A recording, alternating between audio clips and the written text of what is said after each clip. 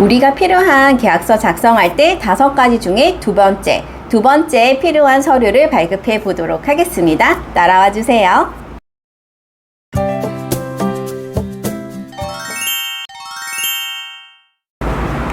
안녕하세요. 세아부동산의 이주희 소장입니다. 오늘은 계약서 작성에 필요한 5가지 서류 중에 두 번째 등기사항 증명서를 발급해 보도록 하겠습니다.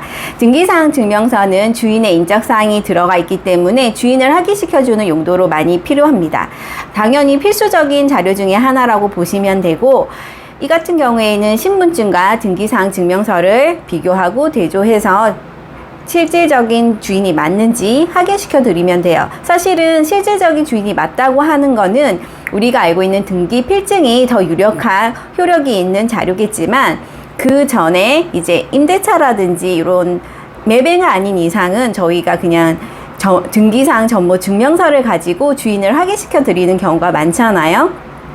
그래서 출력해 주셔야 하고, 우리가 이렇게 자주 출력하게 될 등기사항 증명서는 3가지라고 보시면 돼요. 기본적으로 저희가 일반 주택을 어제 건축물 대장에서 출력해 보셨죠. 일반 건축물 같은 경우엔 토지와 건물 각각 등기구가 있기 때문에 이렇게 두 부를 출력하셔야 하고, 집합인 경우에는 1개만 출력하시면 됩니다. 그래서 우리가 자주 사용하는 거는 이렇게 3종류가 될 것 같습니다. 오늘 어떻게 발급하는지, 어디에서 발급을 해야 하는지 가르쳐 드리도록 하겠습니다. 자, 이런 네이버 창에서 인터넷 등기소라고 검색해 볼게요. 검색을 하면 대법원 인터넷 등기소가 뜨고, 여기에 아이디와 비번이 있으시면 들어가시면 되고, 로그인 하시면 되고, 없으면 회원가입해 주세요. 저는 있기 때문에 아이디와 비번을 입력해서 들어가 보도록 하겠습니다. 이렇게 들어가고 나면 옆에 열람 발급 출력을 눌러주시면 되겠습니다. 열람이 아니라 발급으로 갈 거고요. 우리는 소재 지번으로 항상 검색을 할 거예요. 소재 지번 클릭해 주시고, 지금은 일반 건축물이기 때문에 토지, 건물 2개를 떼야 돼요. 그래서 부산광역시 하고 이렇게 주소를 입력하게 될 겁니다. 주소 입력을 하시고 나서 밑에 있는 공동담보 전세 목록은 무조건 우리가 체크하셔야 돼요. 필수 항목이라고 보시면 돼요. 매매 목록은 선택사항. 밑에 보시면 아무것도 없죠? 검색이라고 눌러 보겠습니다.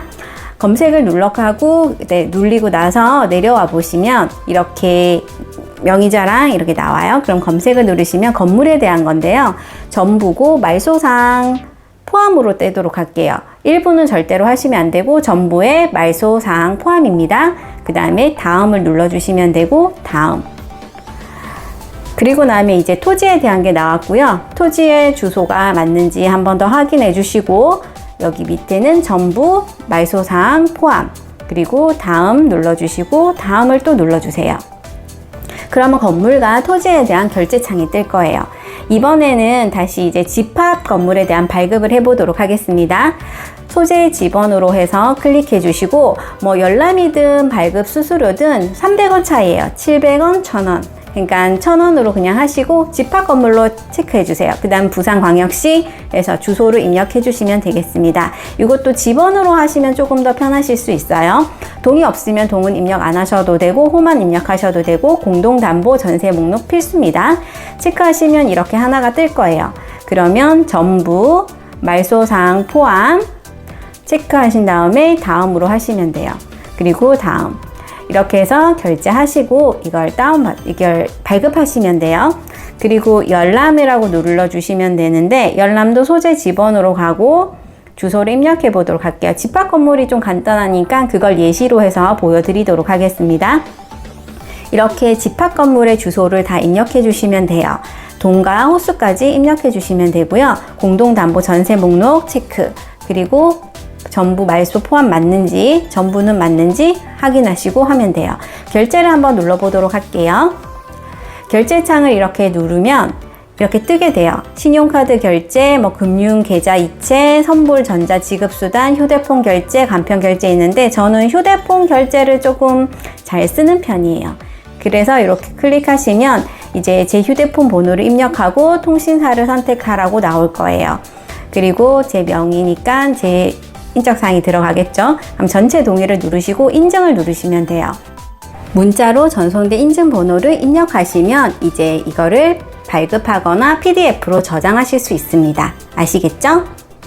우리가 등기사항 증명서, 등기부라고 하는 거를 어디에서 어떻게 발급하는지 아셨을 겁니다.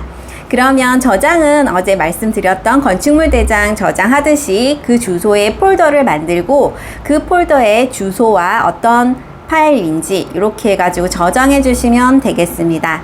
그렇게 해서 출력해서 쓰시고 필요하다고 한다면 사실 계약서 작성하시는 시기에 출력한 거와 중도금과 잔금 쳤을 때 똑같은 거를 보여주시면 안 돼요. 그래서 중도금이 있다면 중도금 때 다시 발급하시고 잔금일 때도 다시 발급해서 보여주시는 그런 공인중개사가 되셨으면 좋겠습니다.